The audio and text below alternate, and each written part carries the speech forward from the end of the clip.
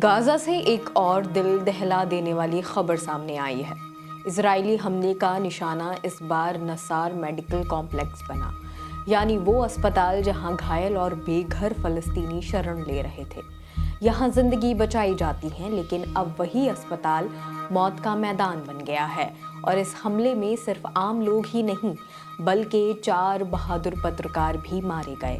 वो पत्रकार जो अपनी जान पर खेलकर दुनिया तक गाजा की सच्चाई पहुंचा रहे थे। सोमवार को खान यूनुस के नस्सार मेडिकल कॉम्प्लेक्स के चौथे माले पर पहला एयर स्ट्राइक हुआ।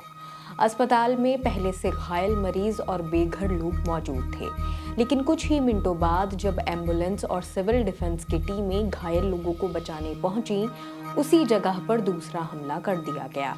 इसे डबल टैप स्ट्राइक कहा जाता है, यानी कि पहले हमला करो फिर बचाने आए लोगों को भी मार गिराओ। गाजा के स्वास्थ्य मंत्रालय ने कहा है कि पहला हमला अस्पताल की चौथी मंजिल पर हुआ और जैसे ही इमरजेंसी टीमें घायलों को निकालने पहुंची, उसी जगह पर दूसरा हमला कर दिया गया।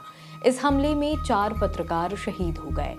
हुस्साम अल मसरी, जो रॉयटर्स के फोटो जर्नलिस्ट थे, मोहम्मद सलामा, अल जजीरा चैनल के लिए फोटो जर्नलिस्ट, मरियम अबू दक्का, जिन्होंने इंडिपेंडेंट अरेबिया और एपी के लिए काम किया है, मुआज अबू ताहा, एनबीसी न्यूज से जुड़े पत्रकार। इसके अलावा गाजा सिविल डिफेंस के ड्राइवर इमाद अब्दुल हकीम अल शायर की भी मौत हुई है और 7 अन्य सिविल डिफेंस सदस्य घायल हुए हैं। सोचिए, जो लोग दूसरों की जिंदगियां बचाने निकले थे, वही खुद मौत का शिकार बन गए हैं। ये पत्रकार सिर्फ रिपोर्टर्स नहीं थे, वो किसी के बेटे थे, किसी के पिता थे, किसी की बहन और किसी की माँ।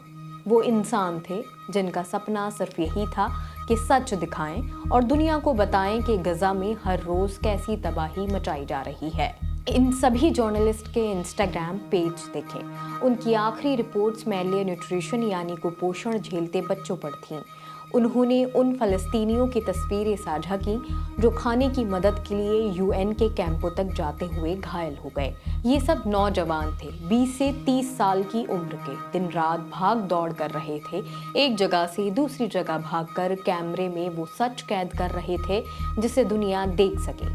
और ये वही पत्रकार थे जिन्होंने अंतर्राष्ट्रीय पत्रकारों की गैर मौजूदगी में पूरी दुनिया अपनी आंखें और कान मान रही थी, क्योंकि इजरायली सरकार ने किसी विदेशी पत्रकार को गजा में घुसने नहीं दिया। Popular front of the liberation of Palestine ने इस हमले को इजरायली कब्जे की पूरी बर्बरता और क्रूरता का सबूत बताया है। उनका कहना है कि ये हमला सिर्फ मरीजों और आम नागरिकों पर नहीं, बल्कि एम्बुलेंस टीमों, सिविल डिफेंस कर्मियों और पत्रकारों पर सीधा निशाना था, और वो भी लाइव ऑन एयर।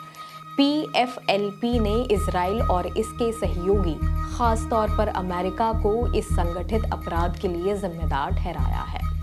संयुक्त राष्ट्र में फलस्तीनी अधिकारियों की विशेष प्रतिनिधि फ्रांसिस्का एल्बनीज ने अपने एक्स पर लिखा, rescuers killed in line of duty. ऐसे दृश्य गाजा में हर पल हो रहे हैं। दुनिया कब तक देखती रहेगी? नाकाबंदी तोड़ो, हथियार पर प्रतिबंध लगाओ और प्रतिबंध लगाओ। रॉयटर्स ने बयान जारी कर कहा कि उन्हें अपने पत्रकार हुस्साम अल मसरी की मौत से गहरा दुख पहुंचा है। उनका एक और कॉन्ट्रैक्टर हातिम खालिद इस हमले में घायल हुआ है।